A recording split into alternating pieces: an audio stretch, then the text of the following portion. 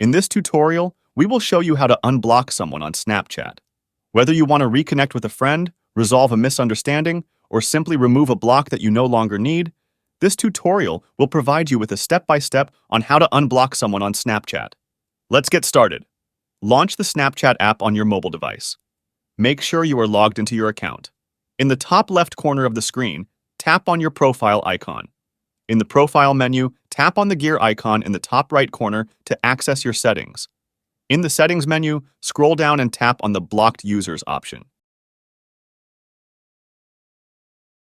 You will see a list of all the people you have blocked on Snapchat. Scroll through the list and find the person you want to unblock. Tap on the unblock button next to the person's name. A confirmation window will appear. Tap yes to unblock that person. Congratulations! You have successfully unblocked someone on Snapchat. Now you can start sending them snaps, messages, and engaging in conversations once again. And that's it for today.